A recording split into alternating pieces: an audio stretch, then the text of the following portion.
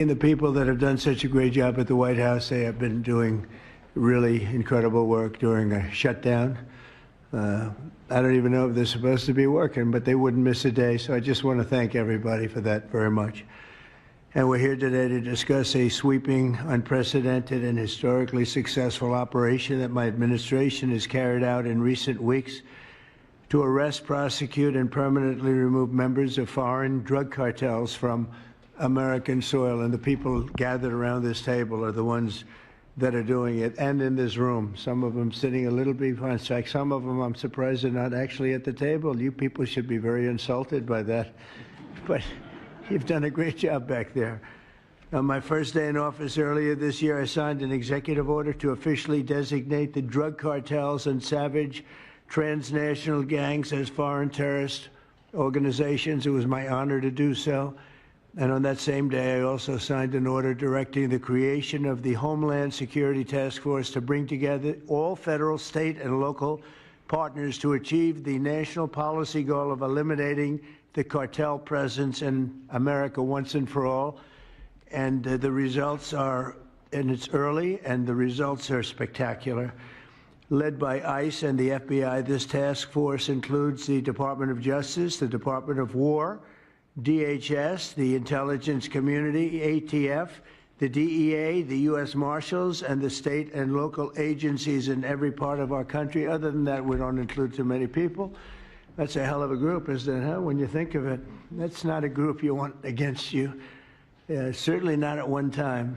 In addition to the task force members, we're pleased to be joined by representatives of law enforcement at every level, the highest level, actually, but every level, including National President of the Fraternal Order of Police, Patrick Yos. Where's Patrick? Patrick, thank you, Patrick. Thank you for the endorsement, too. That really hit it off. I would have gotten 98% anyway, but it was still good to have your endorsement. Thank you, Patrick. I don't forget those things. President of the National Sheriff's Association, Chris West. Chris? Thank you, Chris, very much. Great. Good job. Major Cities Chief Association Executive Director Laura Cooper. Laura? Thank you, Laura, very much. Major County Sheriffs of America Executive Director Megan Noland. Megan, thank you. Thank you very much. And President of the National Border Patrol Council, my friend, and a very good speaker, by the way. Whenever he gets up and speaks, I say, that guy can really speak. I don't know. I don't want him to run for office. I want him to stay where he is. Paul Perez. Paul. Thank you, Paul. Where is Paul? Hi, Paul. What are you doing over there, Paul? Good job. Good speaker you are, though, Paul. I mean it, too. You've made some incredible speeches, and all from the heart, too, right? Some great ones. Today, you'll hear details from my national security and homeland security teams about the extraordinary historic achievements of this new Homeland Security Task Force since it became fully operational last month in all 50 states. The job they're doing. What we inherited from this past administration is like disgraceful. In a matter of weeks, the task force has made the largest number of arrests of cartel leaders, operatives, and gang members in American history, more than 3,000 and counting. That includes members of the ultra-violent New Generation Cartel, the Sinaloa Cartel, the LNFM Cartel, MS-13 Cartel, and you know MS-13, the gang, and Tren de Aragua, another beauty. That's a group of real garbage we have to deal with, that we shouldn't have to deal with. These are, in addition to the massive numbers of dangerous criminals my administration arrested nationwide since January 20th, numbering over 120,000. It's a record, and 120,000 criminal arrests. Thank you very much. Unfortunately, for 4 long years before I took office, the last administration allowed the cartels and their operatives to frankly take over our country, to freely infiltrate America and all the communities nationwide. Along with transnational gangs, these groups have unleashed more bloodshed and killing on American soil than all other terrorist groups combined. These are the worst of the worst. It should now be clear to the entire world that the cartels are the ISIS of the Western Hemisphere, in addition to their monstrous violence, such as cutting off heads, burning their enemies alive, and burning innocent people alive, too, by the way. The cartels control large swaths of territory. They maintain vast arsenals of weapons and soldiers, and they use extortion, murder, kidnapping to exercise political and economic control. Thank you very much, Joe Biden, for allowing that to happen. Biden surrendered he just surrendered our country to the cartels. Don't worry, it gets better. We're taking it back. It's really fast at levels that nobody's ever seen before. But what we had to put up with, what we inherited, was just a disgrace. And while Biden was president, if he was president, I think the auto pen was president, not Biden, nearly 100% of those who infiltrated our southern border did so because they were personally approved. They admitted they were just what happened, assisted by the most dangerous and violent criminal organizations anywhere on the planet. The worst people on the planet they allowed into our beautiful country.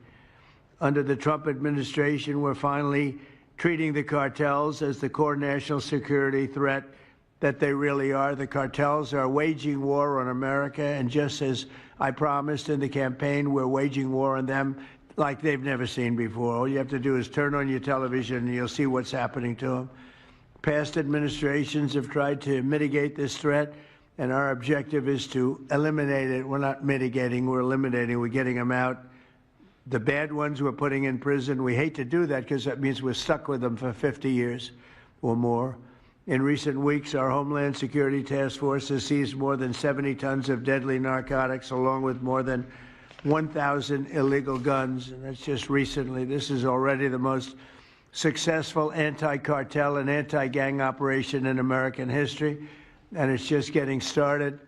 We have incredible people. A lot of them are in this room with us today, and it's an honor to have them. But we're going to not stop until the threat has been fully and completely eradicated. I want to thank task force members with us today, including a person who's doing a fantastic job, Attorney General Pam Bondi. Thank you, Pam. Thank you. Secretary of War Pete Hegseth. Sounds so much better than Secretary of Defense. I don't know. Do you guys agree with that? I don't know. It sounds, we won the First World War, the Second World War. I always say everything before and everything in between. And then we got woke and we said, well, let's call it defense. I think we like it this way better. It's funny. That's something I thought it would be maybe controversial.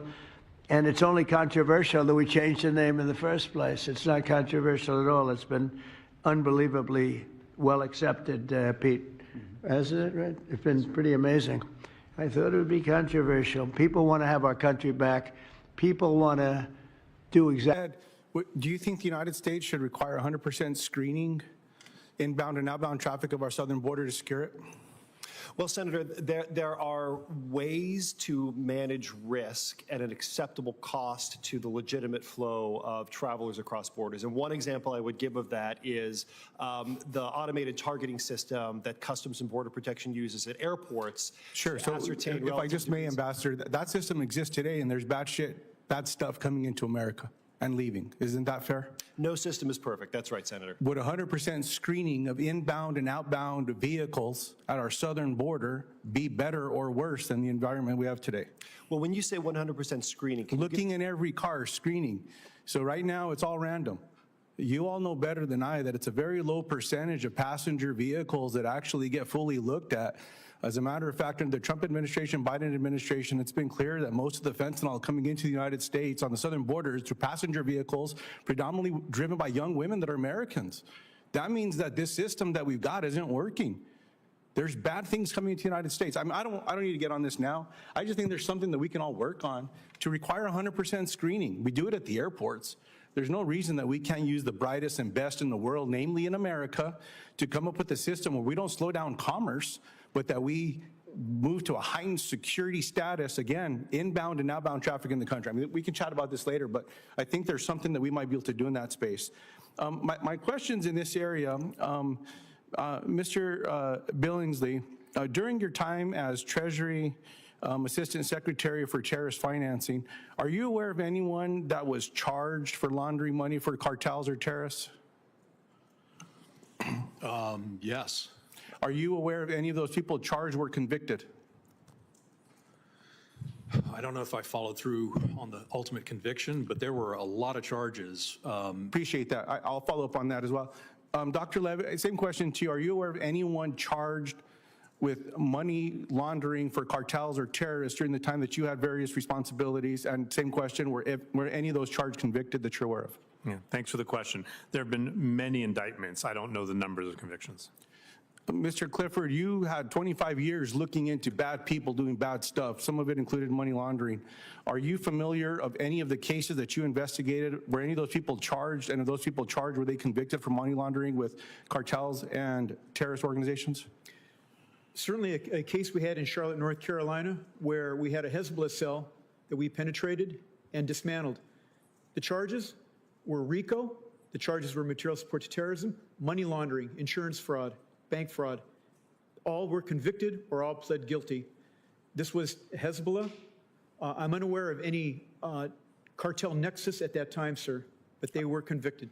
I appreciate it. The only reason I asked that question, Mr. Chairman, is the more that I look into this, it's hard for me to find more convictions when there's charges, because there's people doing great work, like what Mr. Clifford is doing. And every agent that I've spoken to in this space, they do important work.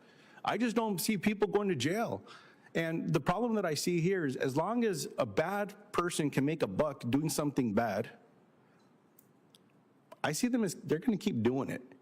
And until these penalties are not just a percentage of profit, but if you get caught laundering $1 billion, the penalty should be $2 billion. We're going to take the billion that you laundered and we're going to slap you with double your fine so that way it hurts you. And you should go to jail. Senator, could yes. without getting too technical here, one of the things I observed at the Treasury Department was that often they would get charged with money laundering, but also some other offense like weapons trafficking, child trafficking, narcotics trafficking, and the prosecution proving the money laundering case is a heck of a lot harder sometimes than proving the possession of drugs, the possession of guns. And so a lot of the convictions you see are for those other offenses, not necessarily for the money laundering, even though the money laundering was perhaps the most important aspect of the whole case. I appreciate that, Mr. Billingsley. Look, I'm not a lawyer, Mr. Chairman. I grew up on a small farm, so forgive me for that. I'm curious, how Mr. Chairman, might be able to find the recommendations, the proposals, so that it's not so hard to go after someone that's working in a C-suite that may or may not have knowledge, because you have to prove that they've got knowledge, to allow someone to do this bad stuff. We're either going to allow it in America or we're not going to allow it. And we all have constituents that are dying every day. And so I'm certainly hopeful that in this area, whatever that think tank is, whatever that group is, we've got a group of experts right here. Who are those people that can tell us? And I'm leaning a little bit more toward those agents. No offense to my friends that have done good work for us going after bad people.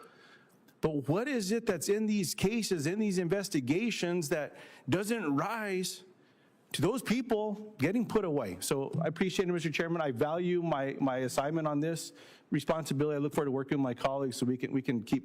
Thank you, Mr. Galib. We're now going to do a round of questions, 5 minutes each, starting with myself and to Senator Shaheen, and back and forth between the R's and the D's. So with that, Mr. Leon, I'd like to start with you. One of my strongest concerns, and I think shared by most people on this dais, is our NATO relationship, which over the years has been there, got a little stale, but with the Russian attack on Ukraine has been greatly re-energized. Today, NATO is stronger than it's ever been. A good share of that is due to President Trump's constant reminder to them that this is an association where we're all bound together by a common goal, and that is the NATO treaty. The NATO treaty, of course, we all agreed that we would pull the wagon together for NATO purposes. As we tried to add Sweden and Finland, which we eventually got done, we were frustrated by a couple of members dragging their feet on it and pursuing their own interests rather than pulling the wagon together with the rest of NATO. We're now getting the same thing with Spain. They're the only NATO country that has refused to commit to the 5% defense amount. This is a matter of particular importance to not only the president, but everyone here. And I hope you'll speak frankly to them and be able to persuade them that if they want to belong to NATO, they need to act like a NATO ally. And that is when 31 other countries say they're going to spend 5% on defense, which is absolutely critical, they need to do the same thing.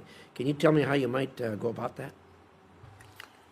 Thank you for the question, Senator. It's a very important question, and it's a great challenge. It's really concerning that after Mr. Pedro Sanchez committed in the meeting they had in France, I believe, to that all European nations, including Spain, would actually come up to the 5%, only to now claim that they're only going to go to the 2%.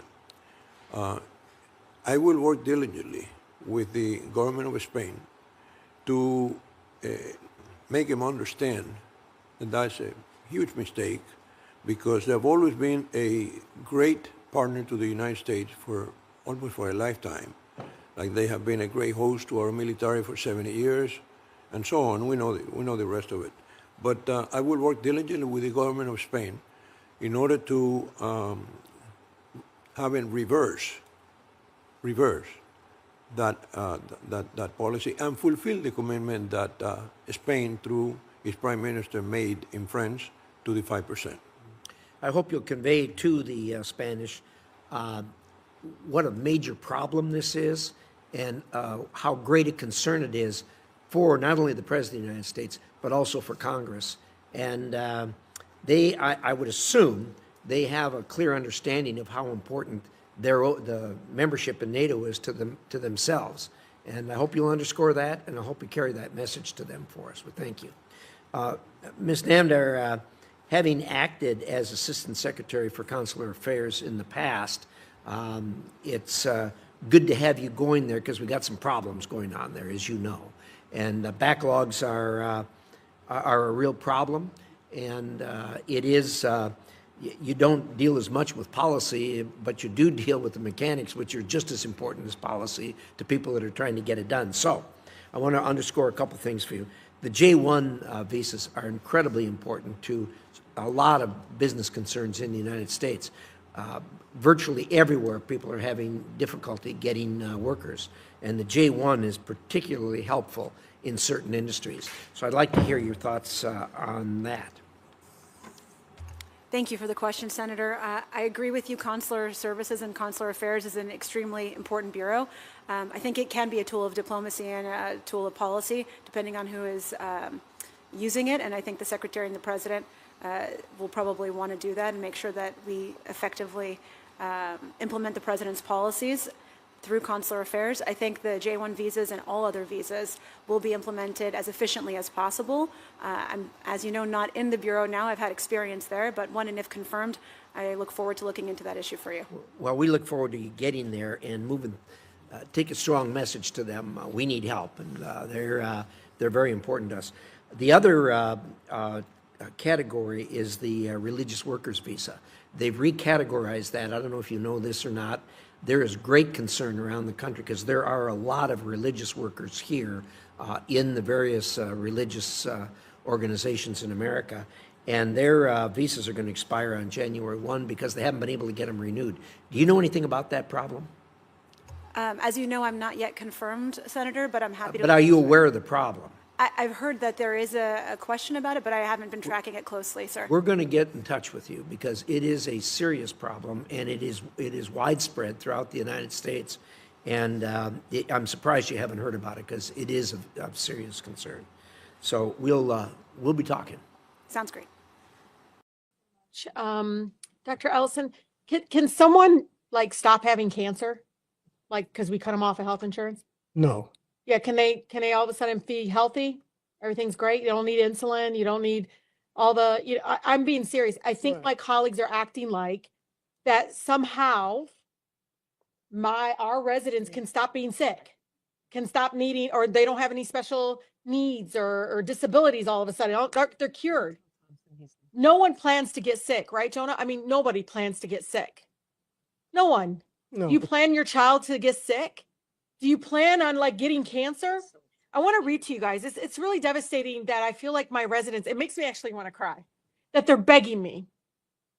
The fact that they're begging their own government to care about them as if it's their fault to get sick. This one wants me to know that her and her husband have health issues not related to lifestyle. Why? Because I have colleagues that actually try to blame them for getting sick. She said, my husband is a non-drinker. I drink rare occasion. We both have never been smokers, but we both have cancer. You know, and she goes on to say, you know, my husband's a retired public school administrator. Yet we can't do it. She said all the new plans increase cost of copay, medication, co-insurance. She goes on and on. Another one is as a husband, and this is a quote from them, because I like to bring the district here because there's such a disconnect here of really the pain at home. My husband and I both work for ministries and nonprofits. We spend our time seeking to serve other people and are grateful to have the lifestyle despite the financial challenges. But we have known seasons in the past when high cost of healthcare meant that we were forced to defer treatment for digestive problems, for new glasses, right, Doc? I mean, people get carpal tunnel. They just don't come in because they can't afford it. The plan we have, they said, through the healthcare marketplace, as it stands today, has helped us attend to our medical needs so we can go on serving other people. If the healthcare costs go up, we'll be right back in the zone of being unable to get the care we need, making it harder for us to serve community. And if I may, this is really just heartbreaking. This person said, this year my employer eliminated my position. I had amazing health care. I now rely on a plan at the Affordable Care Act marketplace, which doesn't cover much, but I have something. I'm a senior citizen and going without health care is not something I want to do, but without the subsidy, I have no choice. Mike Johnson needs to get a grim reality check, as it is him and the Republicans that are causing the shutdown. We can't rely on them to deal with it later. Remember that. Again, it's not like somebody can get it, stop being sick. They said we can't rely on them to deal with it later because it would be nice to know how much our health care is going to be. Maybe he should go to his district and listen to his constituents. I'm sure they're not happy with him either. And I read after the other. But the one that kind of really breaks my heart is, you know, I rarely get really young people to email me or, you know, I get the direct messages, you know, sometimes. But this one was heartbreaking. She said, my father is on a fixed income and has been permanently disabled his whole life. She said, these funding cuts have put him and our family at risk of losing health care coverage. On top of that, she said, our living expenses have skyrocketed to the point where we have to pick and choose which bills to pay each month. We're always uncertain of whether what we will get will be enough to pay for our food for the next month as well. She says, I'm 18 years old. I'm already working too, but it's not enough to support my family and myself, an 18-year-old having to worry about this. I mean, I don't have much to say, but I wanted to get this on the record. You know, we're having this hearing because they're not creating spaces for us to hear from families in our district. And, you know, Doc, I started with that because I feel like there is this almost blame or acting like somehow our neighbors that get sick are disposable. Right. Let them die. Let them get sick. Who cares? Let their quality of life decay. And I'll tell you over and over again, even where we know some of the cuts to, you know, Medicaid will not happen until the next year. We know people are making those decisions now, though, of how to address them. But we had people call my office, sick, crying because they canceled their appointment, thinking it's already in effect. Cancel their appointment. This is going to be devastating because people are going to be like, I can't afford it. And they're going to stay home and they're rather just going to get sicker and they're not going to be able to take care of themselves. This is incredibly, again, shameful for many of my colleagues who, on the other side, many of them have access to healthcare right now, but majority of their families at home, many of them, again, I have about 38% Medicaid recipients. Some of my colleagues on the other side, over 60%.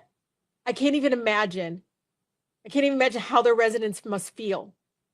You know, Doc, I know for me, Medicaid, I think of Black maternal health crisis. I think of infant mortality in my community. And when I look at over 40% of births are covered from Medicaid in my state, that's postpartum, that's prenatal. You know this. I just don't think my colleagues get it. It's not like they can stop being pregnant, you know? No, really, at the moment, if they're having, it's not like, okay, well, I'm not gonna, it doesn't make any sense to me that, again, we're creating an environment. I know, I'm so sorry. It's just really sad that we continue to have this, and I'm really pleased, and so thank you to my colleagues for allowing this space for. Checked the boxes of terrorists, rogue regimes, and narcotics traffickers, all of whom are supported by the transnational shadow financial system, which I think now is more or less unified, coalesced into a easily accessible international operation.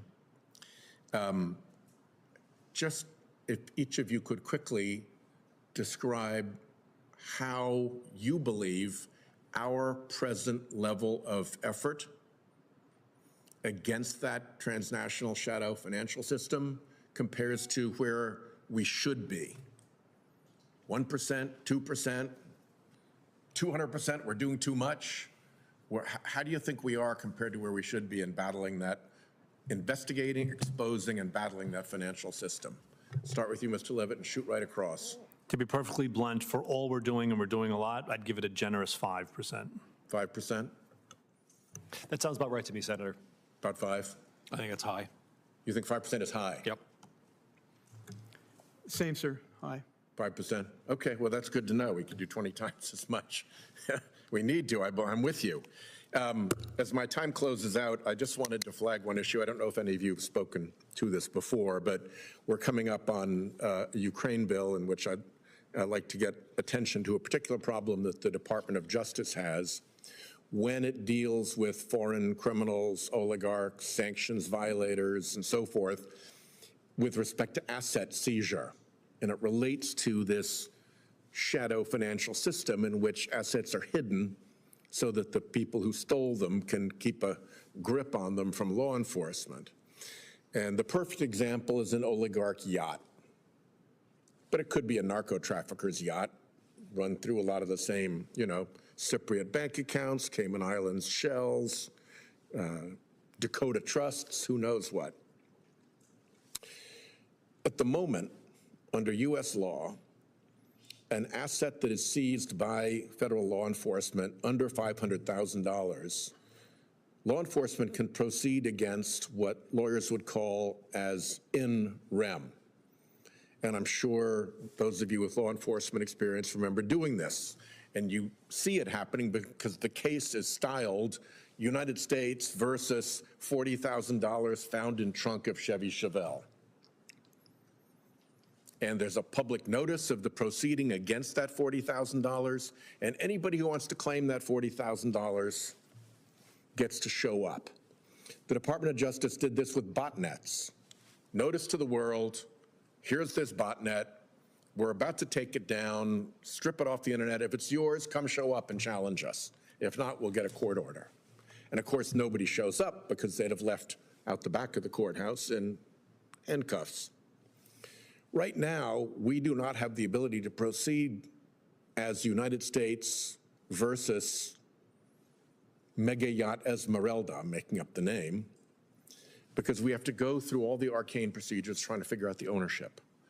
I think we should be able to do that for foreign criminals and kleptocrats. It shouldn't be a $500,000 limit, and a foreign oligarch or kleptocrat or narco trafficker should not have more rights in the United States than a United States citizen has with respect to their own property under $500,000.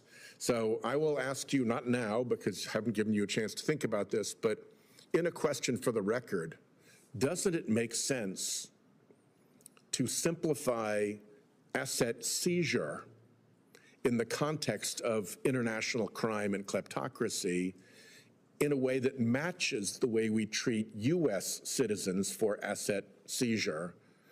Said the other way, why should a narco trafficker, why should a kleptocrat or the crooked leader of a rogue regime get more protection and be able to build more legal nonsense and defenses around an asset than an American citizen pulled over on Highway 95?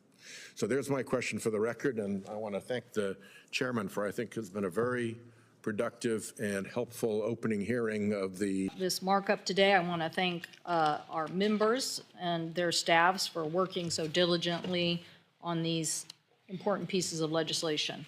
They include, as you've mentioned, aviation safety, pipeline safety, STEM education, support for NOAA programs in our coastal communities, maritime industries, and promoting the next generation of fishermen, including direct foreign investment in the United States, and protecting consumers from unlawful foreign robocalls. I too want to thank the families who are here today, Sherry Lilly and the Lilly family. I also want to thank the Zoo family and all the families of the Flight 5342 for their incredible work and input on this legislation.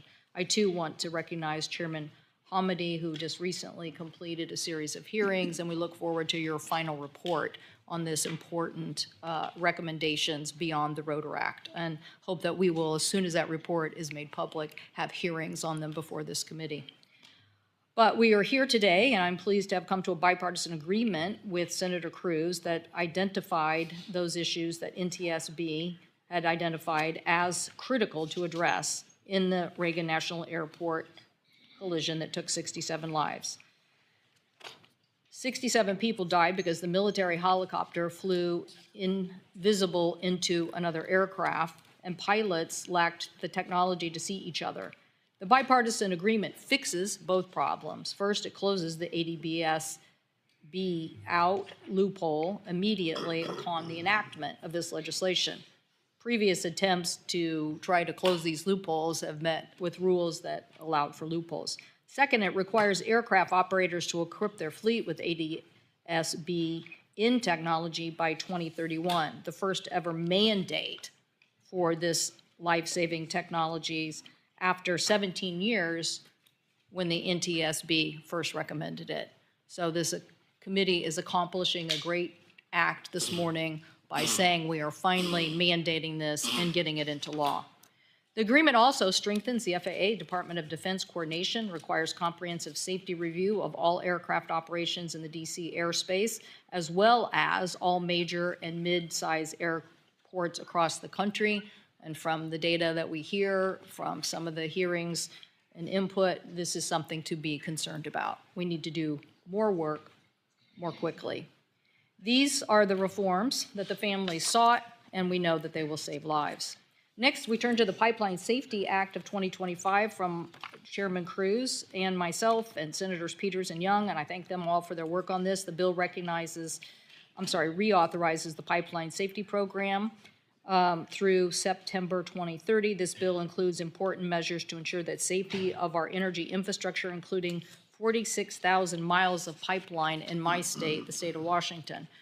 Critically, the bill directs TSA to make its cybersecurity requirements permanent to prevent attacks like the 2021 Colonial Pipeline hack. It also requires operators to address aging plastic components known to fail, land movement caused by landslides and earthquakes, and close loopholes for carbon dioxide and hydrogen pipelines. We also will consider National STEM Week Act from Senators Klobuchar and Ernst. This bill requires the National Science and Technology Council Committee on STEM to designate a week each calendar year as STEM Week.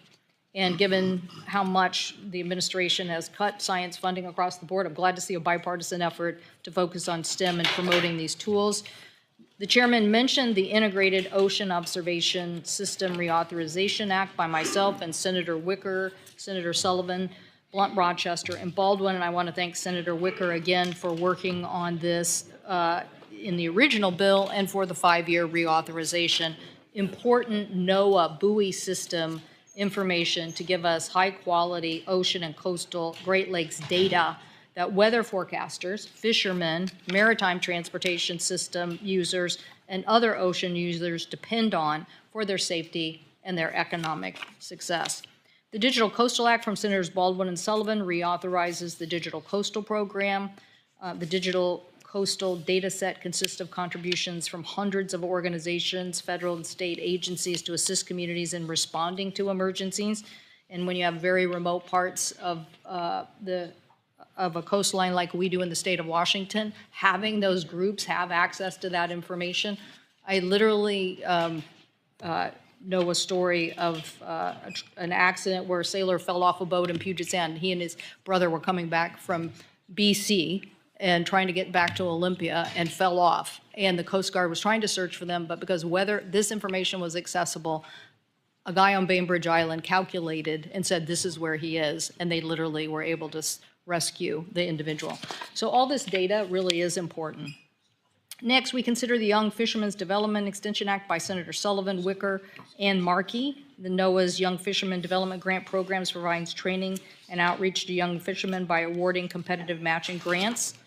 The Global Investment in American Jobs Act by Senators Young, Peters requires the Department of Commerce and Government Accountability Office to conduct interagency review of global competitiveness of the United States in direct investment to our domestic economy. And finally, consider the Foreign Robocall Elimination Act from Senators Budd and Welch, and I thank them so much for their work on this very important issue to direct the FCC to establish a public-private interagency task force on these unlawful foreign robocalls. I do not support the nominations that are before us this morning. I have concerns about the administration undermining the integrity of data and about being transparent with us, as in the case of Mr. Kumar's work at the agency, and more transparency in safety technology overall.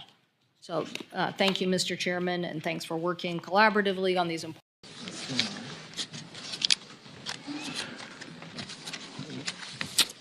Good morning, everybody. Welcome to day 16 of the Democrat shutdown. The Schumer shutdown is very real and very painful for real Americans. We're going to share a little bit about that situation with you this morning, and then get an update on one specific segment regarding Homeland Security and what that's doing for the security of our country.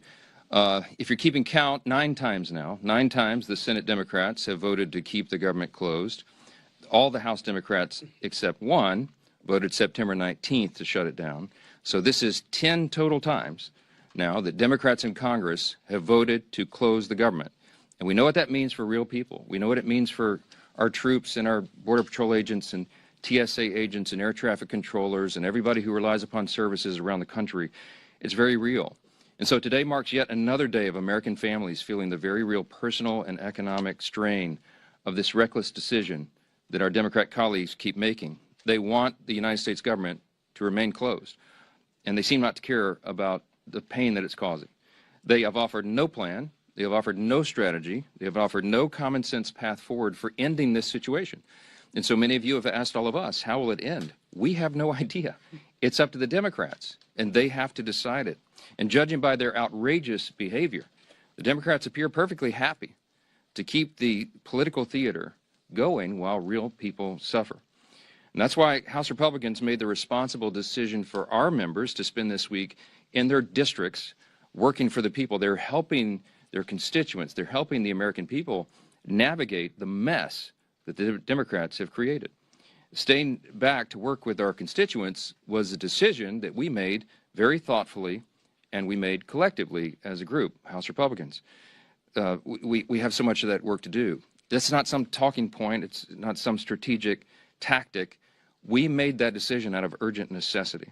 So I want to highlight here just this morning, just very briefly, just a couple of examples, a small sample of some of the very important work that House Republicans are doing on the ground right now to help Americans through this difficult time. In the state of Michigan, for example, our members are sitting down with veterans, men and women who risked their lives for our country, and they're struggling now because the services they depend on, health services, for example, have come to a halt thanks to the Schumer shutdown. So in Michigan, our Republicans from the House are there working through those situations. In Texas, many of our Republican colleagues have met with some of our brave Border Patrol agents down on that southern border who are still reporting for duty without a paycheck. In Montana, Congressman Ryan Zinke helped park rangers who are keeping the parks open as best they can for families and travelers, even as they themselves go without a paycheck. Across the Midwest, we have members who are meeting with local and regional airports to hear firsthand how furloughs and blocked paychecks there are hurting the people who keep our skies safe. Really important stuff. In rural communities around the country, Republicans are working hand in hand with their local hospitals to make sure that the $50 billion rural hospital fund that Republicans got signed into law in July 4th is accessed. It reaches the people who need it.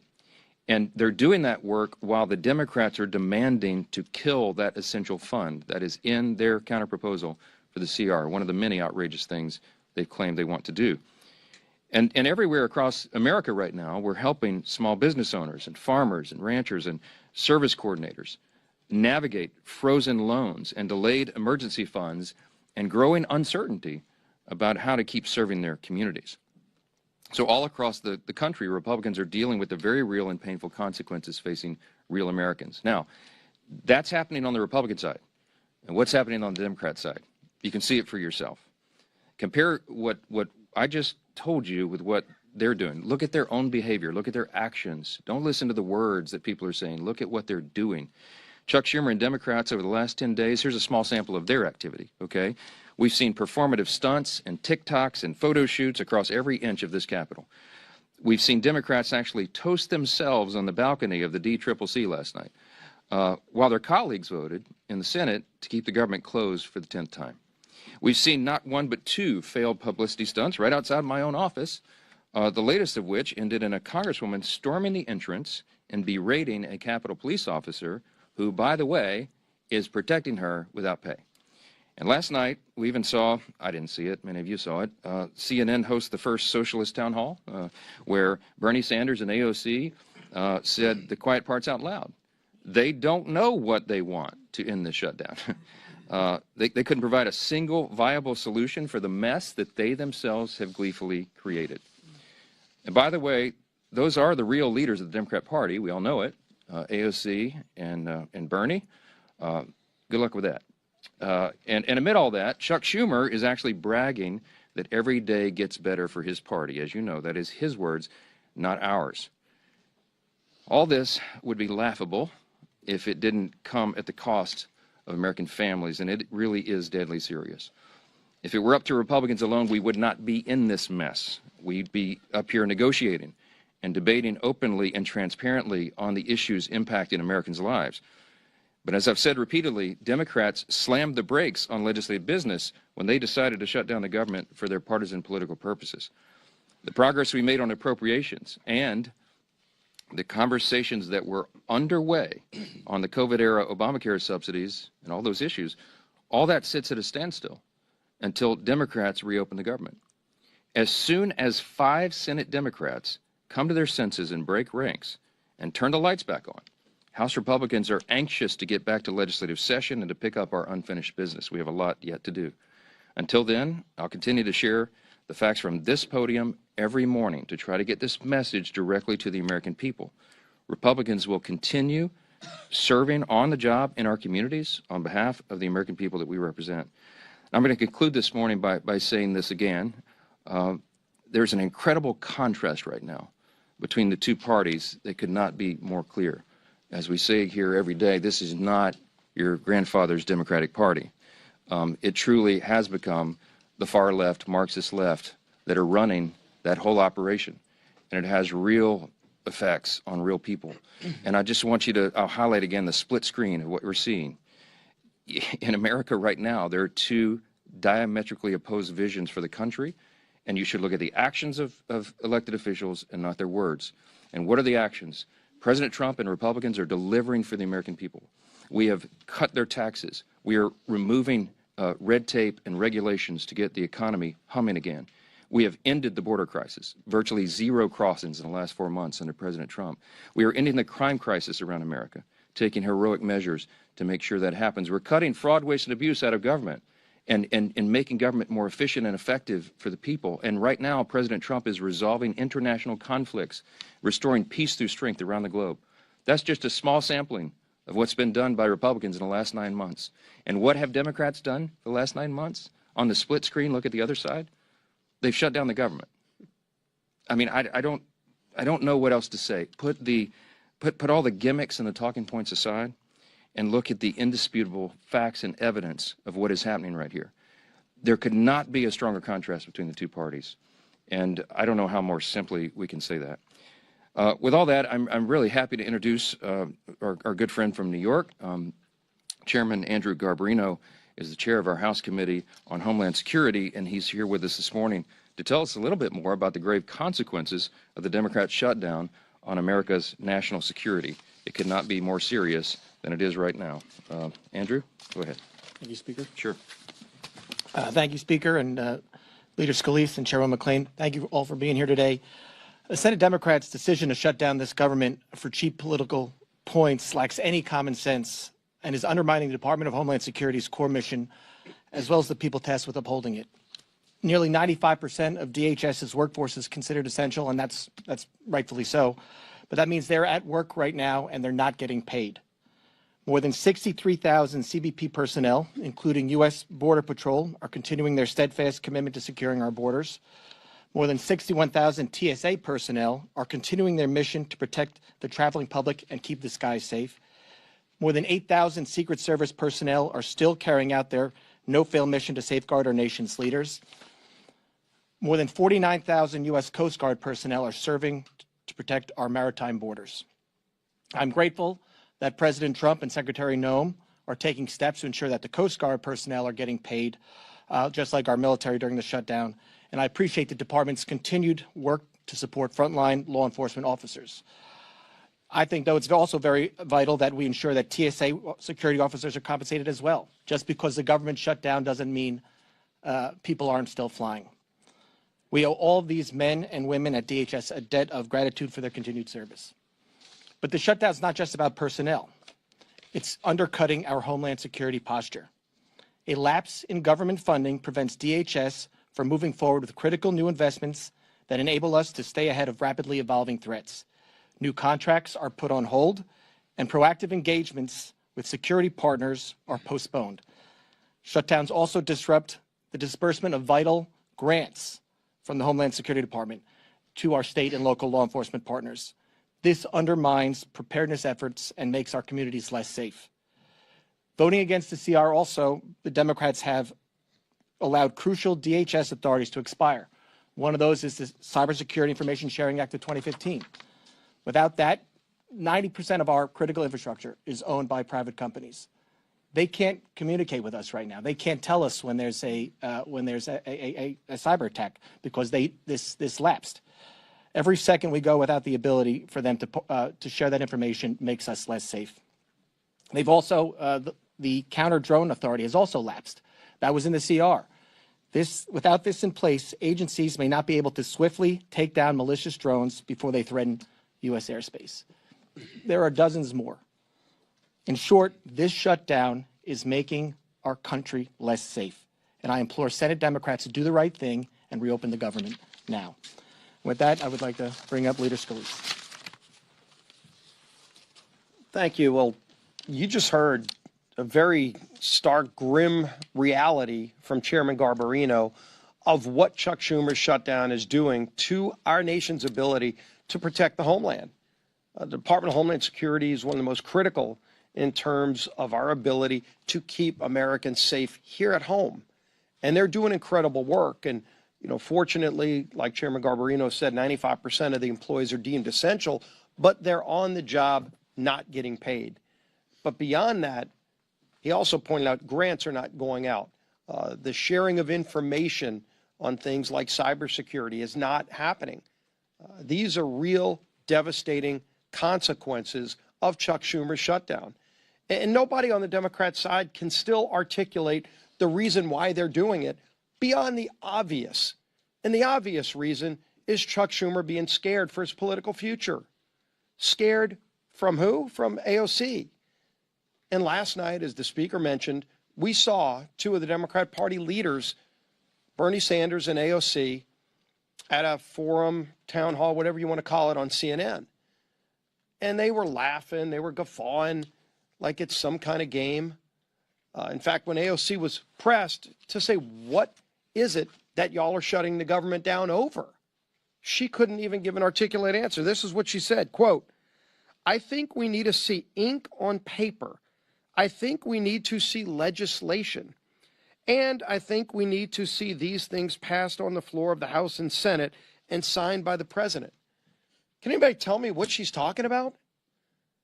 I mean, they filed an alternative bill that everybody knows is not serious, $1.5 trillion in new spending to do, among other things, to gut the Rural Hospital Fund, the $50 billion that we put in place, the largest investment in rural hospitals in our country's history. They want to gut that to give free health care to illegals. That's not going to happen, and that's not a serious proposal. But in fact, when you get back to the heart of the question, and that is Chuck Schumer fighting for his political life in New York, they did ask AOC that question. You know, are you going to primary Chuck Schumer? And she laughed, and Bernie tried to bail her out of the question, but ultimately she wouldn't give a direct response to that, because that's really what this shutdown is about. Is Chuck Schumer afraid of the AOC wing of the party primarying and beating him in New York? And so he's just concerned about his political future, and he's willing to jeopardize the lives of the American people, to jeopardize our homeland security abilities that Chairman Garbarino talked about. These are serious consequences to real people, men and women in uniform, our federal workers that are not getting paid. All for what? For the gibberish you heard last night? They cannot articulate even what they want. We presented a clean CR that Chuck Schumer himself voted for in March. Very straightforward bill to fund the government and open it up just to give us more time to negotiate our differences. Very big differences that we have on policy, but we can't even get to those policy negotiations while Chuck Schumer is shutting down the government. So Senator Thune's doing a great job of trying to find a way to keep bringing the bills back up until one day just 5 more senators on the Democrat side come to their senses and say they're willing to get the government back open so we can resume those negotiations. And we stand ready. We've done our job in the House, and we're ready to get back to work. There's a lot of work stacking up, but while Chuck Schumer keeps the government shut down, it's hurting millions of real families across America. With that, turn it over to our conference chair, Lisa McClain. Thank you, Leader, and thank you, Rep. Garbarino, for being here and the work that you're doing on the Homeland Security. Here we are. Democrats have shut down your government now for 16 days. So I think we all want to know, what have the Democrats done with all this time on their hands, right? Well, let's see. They've posed for glossy photos outside the Capitol. They've screamed at Capitol police officers who, by the way, they are refusing to pay, right? They've jumped on TV to what looks like an audition to be the next radical in charge after Chuck Schumer. And now they're gearing up for their I Hate America rally this weekend, a rally where they'll cheer for chaos instead of country. So take note of what goes on at that rally. Take note of how they put Americans first, really. Now, let's contrast that with Republicans who are doing what we always do, and that is actually working for the American people. And let me give you some examples, and I know our speaker talked about this, but I think this bears repeating again. Pat Fallon, who was in Texas hosting a town hall. Congressman LaLota connected with more than 8,000 of his constituents in New York doing a teletown hall. Congressman Collins held mobile office hours in Georgia. Congressman Walberg in my home state of Michigan brought veterans together in Michigan to tackle problems right now with the VA. Congressman Zinke actually rolled up his sleeves, I mean literally rolled up his sleeves in Montana to help Yellowstone National Park to clean it up. That's the difference. One side delivers solutions and the other are showboats. Republicans passed a clean CR to keep the government open. No gimmicks, no tricks. We actually want to govern. We did our job. And then we got back to work for the people who actually sent us here. Democrats, they saw a shutdown as leverage, as a chance to push for more wasteful spending. And don't take my word for it. Look at what they want to do, $1.5 trillion. You should never use a shutdown as leverage for more wasteful spending. But that's exactly what the Democrats are doing. Well, I have news for them. It's not going to work. Republicans are united behind the work that we've done for the American people. We will not hand out government benefits to illegals on your dime. We will not repeal provisions that cut waste, fraud, and abuse. And we will not cave to Democrats' $1.5 trillion in spending. So it's time for the Democrats to wrap up the photo shoots, stop actually attacking law enforcement, and end the who's more radical contest. Let's pass our clean bill and get back to work for the American people who sent us here. Thank you. All right, time for questions. Chad, go ahead. Mr. Speaker, Good morning. I know what Republicans have said, saying the shutdown is because Schumer is afraid of Ocasio-Cortez. There have been questions to Ocasio-Cortez. Schumer saying, is this because you're afraid? Are you going to challenge in a primary? They deny that. I understand the tension here about the shutdown. But just because you're saying that that's the case does not necessarily make that true. When they deny that, why should we continue to say, okay, it's because they're worried about their left flank, or Schumer's worried about Ocasio-Cortez challenging him in a primary? Well, look, I'll be intellectually consistent and tell you, don't listen to what politicians say. Look at the actual evidence. I can put on my evidence here.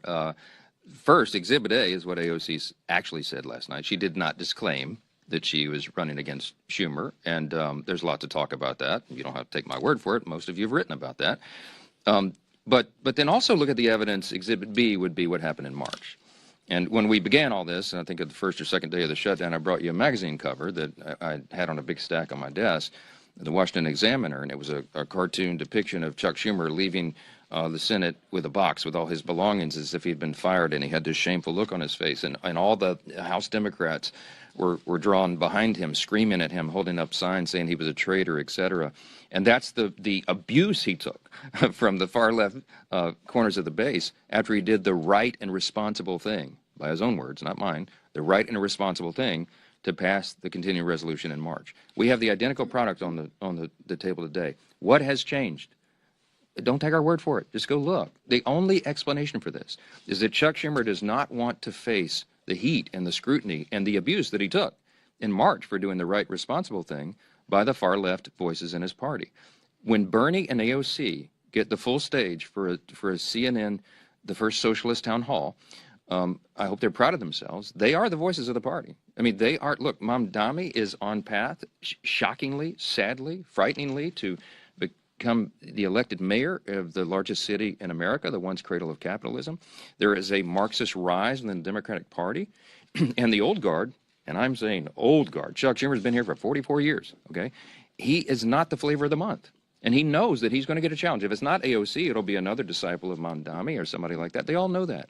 Ask Hakeem Jeffries why he has not openly endorsed Mamdani for the mayor of New York. He's in a real bind. Because Hakeem Jeffries, while he's a far-left progressive politician, he's not a communist. But you have to aspire, you have to say, you have to stand for the farthest left ideas, socialism, communism, Marxism right now, to be in favor in the Democratic Party. This is not your grandfather's Democratic Party. They wouldn't recognize it. And that's the dynamic that Chuck Schumer is dealing with, and that's why he's drawn the line right here. He had to show a fight, and everybody knows it. It is plainly on display. Yes. News broke this week of the racist Hitler-loving group chat among young Republicans, including Vermont State Senator, and then an American flag with a swastika was found in a Republican congressman's office this week. Are you worried about that extremist pro-Hitler sentiment among the party's young Republicans? No. Look, obviously we roundly condemn any of that nonsense. And the young Republican or the organization, whoever that, I don't know who any of these people are. I never heard of them. Somebody posted a photo of me standing next to these guys. We're in tuxedos. Obviously, I think it was at the inauguration, and people were just coming up and asking for selfies with 1,000 of them. I don't know. I've never heard of that person in my life. But whoever these young people are, And whatever they're saying, if it's true, we obviously condemn that. And the organizations involved are dealing with that. That's my understanding. With regard to the swastika thing, this happened last night. A Republican congressman, allegedly one of his staffers had something in the background or something in a Zoom. That's what I heard this morning. He says that that's not his, and there's a proper investigation ongoing, and the congressman did exactly what he should have done, and that is report it. It's under investigation, and I can't comment on it any further until that's done, but I will say, obviously, that is not the principles of the Republican Party. We stand for the founding principles of America. You want me to articulate them for you right now? Individual freedom, limited government, the rule of law, peace through strength, fiscal responsibility, free markets, human dignity, the things that lead to human flourishing. We have stood against that. We fought the Nazis. We defended that evil ideology. We roundly condemn it, and anybody in any party who espouses it, we're opposing that. I don't know how else more simply to say that. Yes, sir. Back on the shutdown, Leader Thune has offered Democrats a vote by the end of the year on Obamacare subsidies. Would you be willing to make the same commitment to sort of ease the shutdown? Let me tell you what happened yesterday, because I met with Leader Thune, and he offered to Chuck Schumer a vote on Obamacare subsidies, and Schumer said no. that happened. Asked Leader Thune about it, because they wanted a guaranteed outcome. Here's why we can't do that. Let me say this very clearly and for everyone again. Okay, the Obamacare subsidy issue is not the issue of today. It is in a subsidy that expires December 31. We were always planning to continue the debate and discussion about that issue in October and November. Ironically, Democrats are taking the time off the clock for us to do that. It's a very complicated, complex matter. There are no income caps on that. By the way, did you know if you're a hardworking taxpayer, middle-class earner, and your family's struggling to put food on the table, did you know that you are subsidizing wealthy people's health care with that subsidy? You probably didn't. Premiums have risen by some estimates 60% since Obamacare was enacted into law in 2010. There's no way to repeal and replace it because it's too deeply ingrained right now. We have to improve it. Republicans are the ones with the ideas to increase access to care, the quality of care, and bring down the cost. Not the Democrats. They're the ones that gave us this problem, and they're the ones that have made it so expensive. Now, we have 535 members between the House and Senate. There's a lot of people in this deliberative body here. That's a very complicated issue. It's not something that 4 people can go into a back room and guarantee an outcome on. It can't be done. It was not possible to be part of the CR, and it is not feasible. It's not appropriate to be on the CR. We require the member-driven consensus process here, and that's what's necessary. So it's not possible for Leader Thune to guarantee to Chuck Schumer some outcome on that because we haven't finished those deliberations. I mean, that's just as simple as it is, and all of you report on the Hill all the time. You know how the process works. So when Leader Thune offered Schumer a vote on the ACA, on the subsidy, without guaranteeing an outcome, Schumer said, nope, no thanks, we'll keep it closed. Because, by the way, remember, every day of the shutdown gets better for us, as Chuck Schumer said, okay?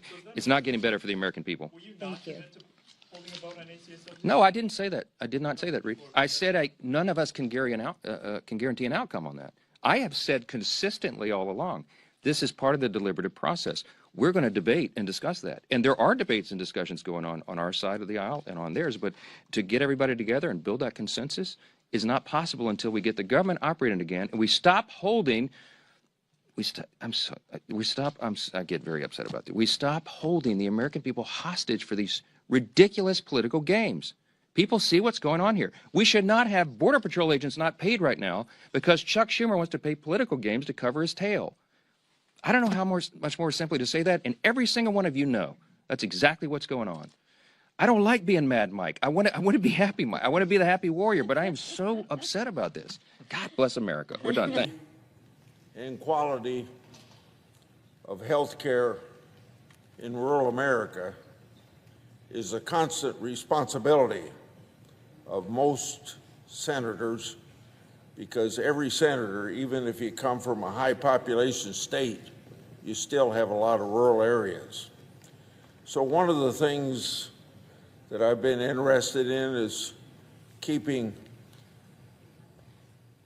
hospital services available in rural areas, even if they have a hard time keeping their beds part of their hospital. So, in December 2020, I was proud to sponsor and to pass into law the Voluntary Rural Emergency hospital program under Medicare. CMS implemented this program 3 years later in 2023. The Rural Emergency Hospital Program allows rural hospitals to voluntarily right-size their healthcare infrastructure while maintaining essential medical services for their rural communities. It gives these hospitals the flexibility to operate without hospital inpatient services while still retaining a 24/7 emergency department, ambulance services, outpatient services, and more.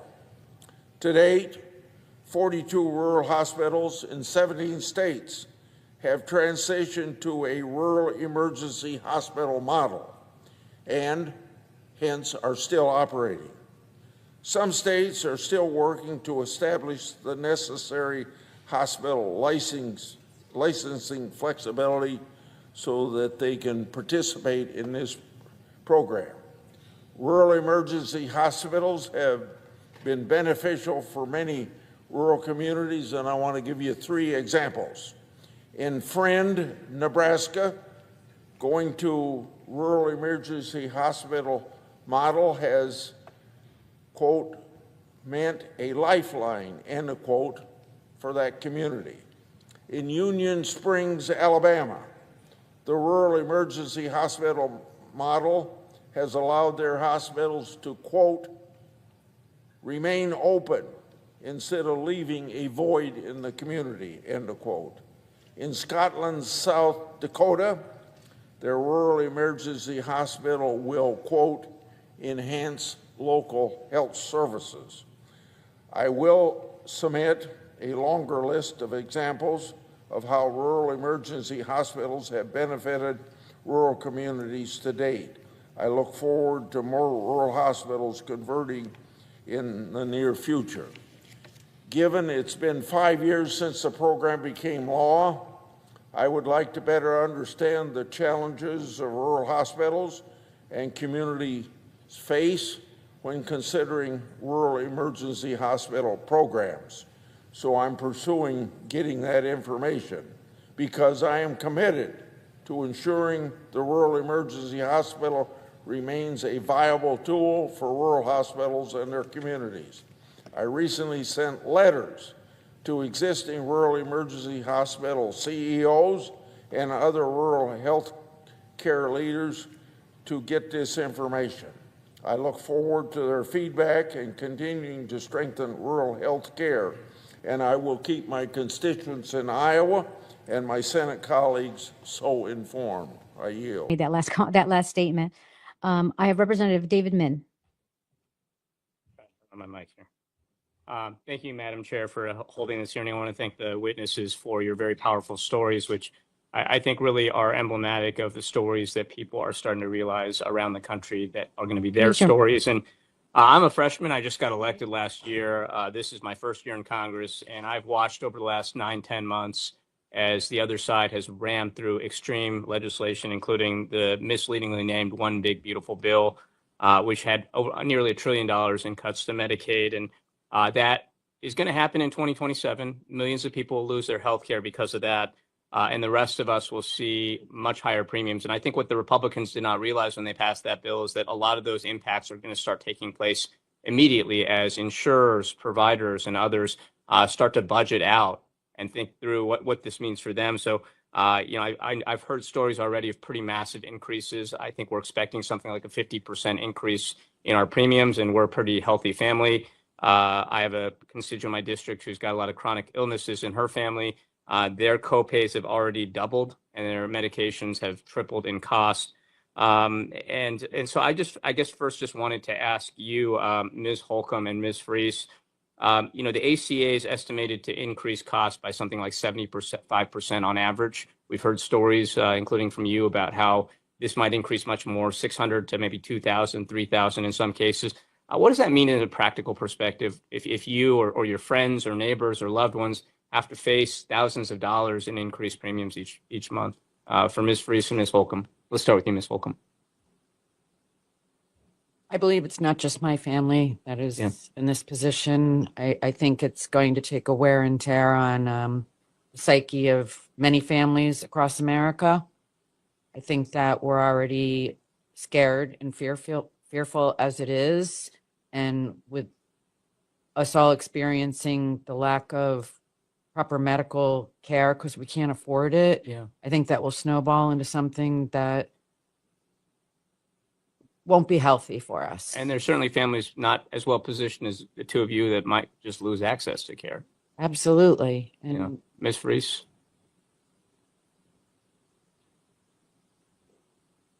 So your question is around the impact of the Medicaid cuts? Yeah, having thousands of dollars in increased premiums just on a practical level for your family and others that you know.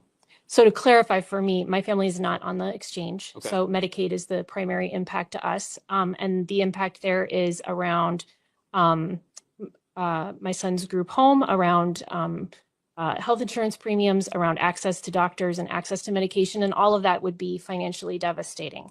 But I think the more important point is that I would urge us to think bigger and more clearly. Medicaid is a Band-Aid on a bad system that has a million different parts where we have to talk about the ACA and Florida Blue Cross and all of these things. And that's the costs of it, and how the little tiny details work aren't the point. Either God sees every sparrow that falls and numbers the hairs on our heads, and that's true for everybody, or it's not. And we've always had one party in this country that thought that some people were better than others. Let's be honest, it used to be the Democrats. Now it's the Republicans, and by their deeds you shall know them. They think that the billionaires deserve to have care, and we don't. Yeah. And it's not about figuring out how we're going to fix the ACA or how we're going to fix Medicaid. Yeah. If someone wanted to, Yeah. you could induct all of us into the military today, give us all honorable discharges tomorrow, and now we're all going to the VA for our care, which is the most efficient and best outcomes in the country. Something we're working on, yeah. And Ms. Brouth, just one final question for you. On the related question, when you take ACA together with the cuts to Medicaid, if this shutdown continues and the Republicans continue to push through a funding bill that does not address the 15 million Americans that will lose their health care, they let the ACA health credits, tax credits expire. What does that mean as far as the quality of care available to average Americans? The potential to become non-existent. There would be a lowering of a bar for the level of care that people should be and will be expecting. And unfortunately, that will become the norm and not the exception. Thank you very much. And I'm going to urge Mike Johnson here, open up Congress. Let us get back to work. Let us fix this, end the shutdown, and not abandon millions more Americans to not being insured. With that, I yield back. Dr. Ellison, can someone like stop having cancer? Like, because we cut them off of health insurance? No. Yeah, can they all of a sudden be healthy? Everything's great. You don't need insulin. You don't need all the, I'm being serious. I think my colleagues are acting like that somehow our residents can stop being sick, can stop needing, or they don't have any special needs or disabilities all of a sudden. They're cured. No one plans to get sick, right, Jonah? I mean, nobody plans to get sick. No one. No. Do you plan your child to get sick? Do you plan on like getting cancer? I want to read to you guys. It's really devastating that I feel like my residents, it makes me actually want to cry, that they're begging me. The fact that they're begging their own government to care about them as if it's their fault to get sick. This one wants me to know that her and her husband have health issues not related to lifestyle. Why? Because I have colleagues that actually try to blame them for getting sick. She said, my husband is a non-drinker. I drink rare occasion. We both have never been smokers, but we both have cancer. And she goes on to say, my husband's a retired public school administrator. Yeah, we can't do it. She said, all the new plans increase cost of copay, medication, co-insurance. She goes on and on. Another one is as a husband, and this is a quote from them, because I like to bring the district here, because there's such a disconnect here of really the pain at home. My husband and I both work for ministries and nonprofits. We spend our time seeking to serve other people and are grateful to have the lifestyle despite the financial challenges. But we have known seasons in the past when high cost of healthcare meant that we were forced to defer treatment for digestive problems, for new glasses, right, Doc? I mean, people get carpal tunnel. They just don't come in because they can't afford it. The plan we have, they said, through the healthcare marketplace, as it stands today, has helped us attend to our medical needs so we can go on serving other people. If the healthcare costs go up, we'll be right back in the zone of being unable to get the care we need, making it harder for us to serve community. And if I may, this is really just heartbreaking. This person said, this year my employer eliminated my position. I had amazing health care. I now rely on a plan at the Affordable Care Act marketplace, which doesn't cover much, but I have something. I'm a senior citizen and going without health care is not something I want to do, but without the subsidy, I have no choice. Mike Johnson needs to get a grim reality check, as it is him and the Republicans that are causing the shutdown. We can't rely on them to deal with it later. Remember that. Again, it's not like somebody can get it, stop being sick. They said we can't rely on them to deal with it later because it would be nice to know how much our health care is going to be. Maybe he should go to his district and listen to his constituents. I'm sure they're not happy with him either. And I read one after the other, but the one that kind of really breaks my heart is, I rarely get really young people to email me, or, I get the direct messages, sometimes. But this one was heartbreaking. She said, my father is on a fixed income and has permanently disabled his whole life. She said, these funding cuts have put him and our family at risk of losing health care coverage. On top of that, she said, our living expenses have skyrocketed to the point where we have to pick and choose which bills to pay each month. We're always uncertain of whether what we will get will be enough to pay for our food for the next month as well. She says, I'm 18 years old. I'm already working too, but it's not enough to support my family and myself, an 18-year-old having to worry about this. I mean, I don't have much to say, but I wanted to get this on the record. We're having this hearing because they're not creating spaces for us to hear from families in our district. And, Doc, I started with that because I feel like there is this almost blame or acting like somehow our neighbors that get sick are disposable. Right. Let them die. Let them get sick. Who cares? Let their quality of life decay. And I'll tell you over and over again, even where we know some of the cuts to, Medicaid will not happen until the next year. We know people are making those decisions now, though, of how to address them. But we had people call my office sick, crying because they canceled their appointment thinking it's already in effect. Cancel their appointment. This is going to be devastating because people are going to be like, I can't afford it. And they're going to stay home. And they're rather just going to get sicker and they're not going to be able to take care of themselves. This is incredibly, again, shameful for many of my colleagues who, on the other side, many of them have access to health care right now, but majority of their families at home, many of them, again, I have about 38% Medicaid recipients. Some of my colleagues on the other side, over 60%. I can't even imagine how their residents must feel. Doc, I know for me, Medicaid, I think of Black maternal health crisis. I think of infant mortality in my community. And when I look at over 40% of births are covered from Medicaid in my state, that's postpartum, that's prenatal. You know this. I just don't think my colleagues get it. It's not like they can stop being pregnant. No, really, at the moment, if they're having birth, it's not like, okay, well, I'm not going to, it doesn't make any sense to me that, again, we're creating an environment. I know, I'm so sorry. It's just really sad that we continue to have this. And I'm really pleased. And so thank you to my colleagues for allowing this space. Mr. President, I rise today to speak about Oswaldo Paya and, as I've done before, to urge this body to honor his legacy. Paya was a Cuban dissident who fought against the communist regime and who stood up and fought for free speech, for democracy, and for human rights. He was a thorn in the side of the Cuban communist regime his entire life. Oswaldo Paya was the only person at his school who refused to join the communist youth.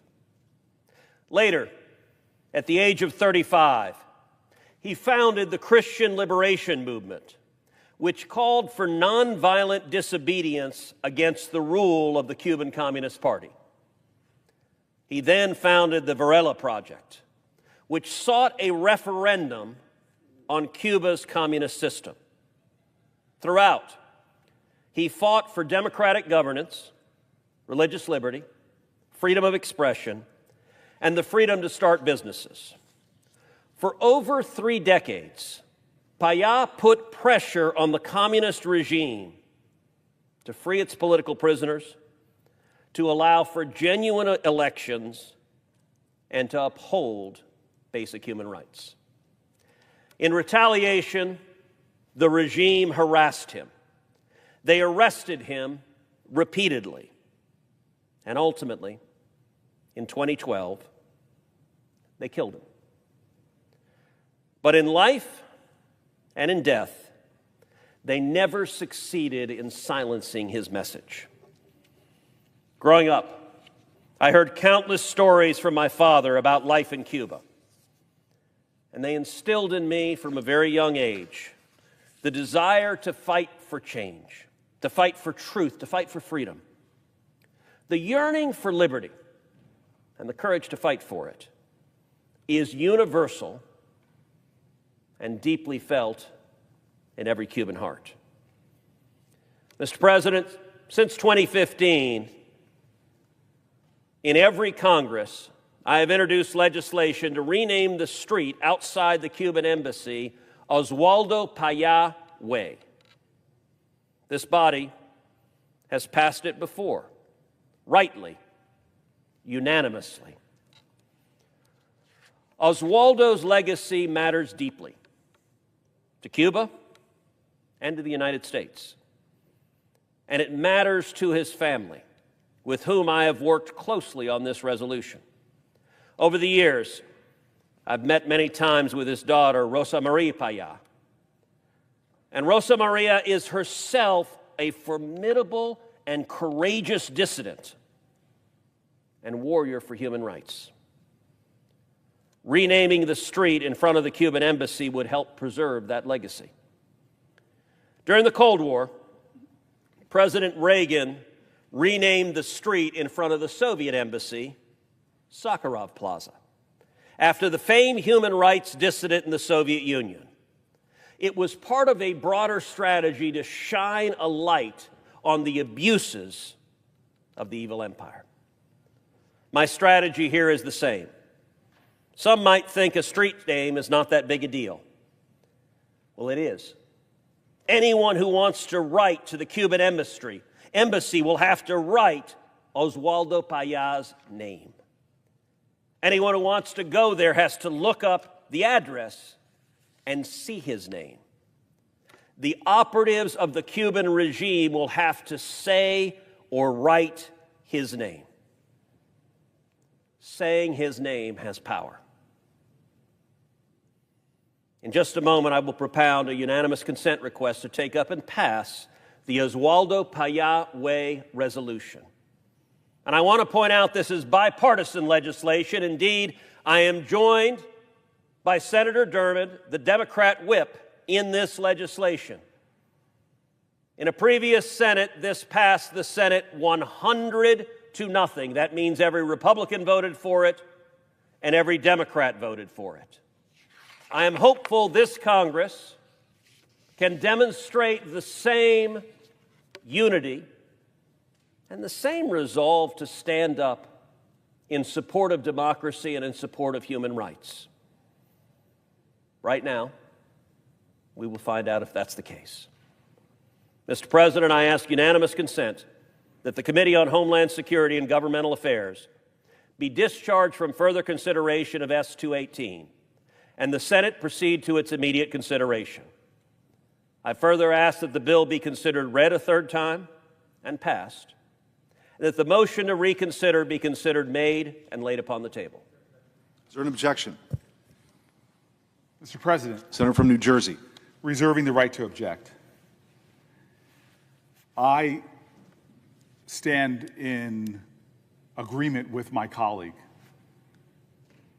Mr. Oswaldo Payá is an extraordinary hero, not just to the Cuban people, but to millions of Americans, including millions of New Jerseyans, and especially to the Cuban American community in my state. He is a freedom fighter who stands for our most treasured and sacrosanct ideals. I want to work with my colleague to find a way to honor him. I'd be willing to partner with him in doing something to elevate this cause and this principle and the noble ideals that my colleague speaks to. The challenge right now is that we are in different times. This bill would permit Congress to rename a DC-owned intersection. But the District of Columbia has the right to self-governance. When I was mayor of the city of Newark, if my state came in against my objections to rename streets on my city, I would have objected. The people of the District of Columbia have the right to control their own local affairs. Their rights are enshrined in home rule. It is critical that we reject attempts that infringe upon those rights. The locally elected DC Council alone has the right to rename DC streets, and there is no dispute that the intersection in question is DC-owned. Since the beginning of home rule, the Council has opposed congressional efforts to rename its streets. Recently, Representative Holmes Norton strongly has made her views known, that she opposes this bill on those grounds. Washington, D.C. has no representation in this body. We must respect the wishes of the locally and democratically elected council and D.C.'s representatives in Congress. Indeed, these democratic ideals are what we are talking about right now. This objection is not about recognizing the courageous work of Oswaldo Paya. I will tell you, I have a deep reverence and respect, and I offer again, I will do anything I can to support the elevation of this hero, of this democratic light. Mr. Paya bravely fought for freedom and democracy in Cuba. He was killed due to his heroic work. I hope perhaps our Congress can appropriate resources to do something to honor this noble man and his ideals. I hope we can think constructively about what else we can do. His work should be recognized more by our nation. And I would support the DC Council, their elected representatives, if it decided through their democratic process to work with the senator and the Democratic sponsor to rename the street. My objection is simply right now about Washington, D.C.'s right to control their own local affairs. This objection is about home rule and self-governance. Now, it is true, as my colleague said, that this has passed through this chamber multiple times. But you would understand if D.C. is pushing for us not to do it this time because the current administration in the White House has stepped up their efforts to undermine home rule, is looking to D.C. as a testing ground for extreme policies. The fact that D.C. has been deprived of statehood makes the people of the district feel even more vulnerable under this president to the policies of the administration. They are asserting in an even stronger way with me and others who feel a fidelity to the home rule ideals that we should take a stand now. We cannot make D.C. and its residents more vulnerable still by further eroding and encroaching upon the District of Columbia's right to self-governance. That is a sacrosanct ideal that our country has stood for. No taxation without representation.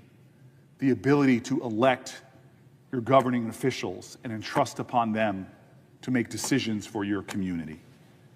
It is under these principles and ideals, Mr. President, that I object, and it is with a sincere heart that I offer my colleague the willingness to work with him on other ways we might be able to bestow an honor on this extraordinary hero. Objection is heard. Mr. President. Senator from Texas. I must say the objection from my friend from New Jersey is deeply unfortunate. The remarks that he gave were unfortunately seriously in error. The senator from New Jersey suggested that it is only the D.C. City Council that has the power to do this. That is objectively false. D.C. is a city unlike any city in America because D.C., the Constitution explicitly gives the authority to govern D.C. to the Congress of the United States. That is written into the Constitution. My friend from New Jersey said he would object if this were done in Newark, New Jersey. Well, Newark, New Jersey is not in the Federal District of Columbia, which the Constitution gives to Congress to govern. It's also objectively disproven by the example I gave. We have done this before. When Ronald Reagan was president, he signed into law legislation renaming the street in front of the Soviet Union Sakharov Plaza. The author of that legislation is someone, Mr. President, you and I still serve with. He is the senior-most serving member of this body, Senator Chuck Grassley, then a brand new senator, introduced the legislation to rename the street in front of the Soviet embassy, and it was part of shining a light on communist oppression. Now, the legislation that the senator from New Jersey just objected to is Cruz Durbin. Its lead Democrat author is Senator Dick Durbin, the whip for the Democrat Party. This is not partisan legislation. And indeed, this exact legislation, Senator Booker, who just objected, voted for it. Just 2 years ago in this Congress, it passed 100-0, and one of those 100 was my friend Senator Booker. He voted yes. By the way, one of the most vocal advocates of this legislation was Senator Booker's former colleague, Senator Bob Menendez, another Cuban American. And there is a rich irony, because after Florida, the state of New Jersey has a massive Cuban American population. To see a senator from New Jersey objecting, I know this is not his intent, but the communist government of Cuba is cheering right now because they do not want to acknowledge Oswaldo Payá. They murdered him, and they don't want to have to say his name. They don't want anyone to say his name. And I know there are Cuban American residents of New Jersey whose hearts are heavy right now. They are hurting to see their elected senator object over not just honoring Oswaldo Payá, but calling out the regime. Senator Booker suggests, some other general statement, Payá's a nice guy, we should do that. That's not the purpose here. I'm happy to support any resolution praising Oswaldo Payá. I've done so many times. The purpose here is to put pressure on the Cuban communist regime. And naming the street does that. Now, Mr. President, as I pointed out, Senator Booker voted for this identical legislation just 2 years ago. This bipartisan legislation. That leads to the obvious question, what has changed? And one thing has changed. The residents of 1600 Pennsylvania Avenue. When Senator Booker voted for this bipartisan legislation, Joe Biden was the president. Today, Donald J. Trump is the president. And unfortunately, our Democrat colleagues have decided bipartisan cooperation is no longer something they're interested in. Their party is instead unified behind one principle, which is that they hate Donald J. Trump. We're in day 15 of a government shutdown because the Democrats are unwilling to fund the federal government, unwilling to pass a clean continuing resolution, which, by the way, every one of them, including the senator from New Jersey, have given speeches about how it is reckless and irresponsible to shut the government down, not to pass a clean continuing resolution, and yet just earlier today, almost every single Democrat voted for the 9th time in the last 2 weeks to shut the government down whereas Republicans unified to reopen it.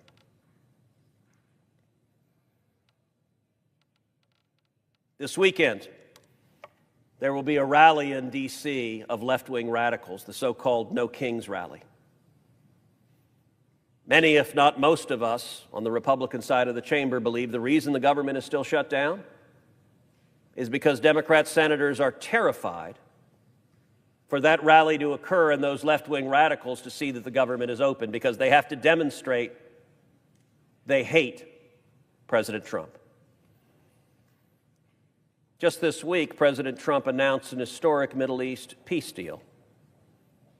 And yet, virtually zero Democrats could bring themselves even to say his name. Bill Clinton praised President Trump for the Middle East peace deal. Hillary Clinton praised President Trump for the Middle East peace deal. I commend Bill and Hillary Clinton, and I will say in my time in the Senate, that is the first time that sentence has ever come out of my mouth. I commend Bill and Hillary Clinton. But why is it, indeed, Senator Booker put out a statement about the Middle East peace deal, that nowhere in it was President Trump's name to be found? I mentioned at the beginning of my remarks, there is power in saying his name. Just as the Democrats are terrified of saying the name Donald J. Trump in any way connected to anything positive, so too are the Cuban communists terrified of saying the name Oswaldo Paya. I am hopeful that my friend, the senator from New Jersey, will put aside the partisan rancor that characterized the Democrats in this body, and will say, let's come together and stand for the Cuban people. Let's stand for Cuban Americans in this country. Let's stand for freedom. Let's stand for democracy. Let's stand for human rights. That ought to be bipartisan.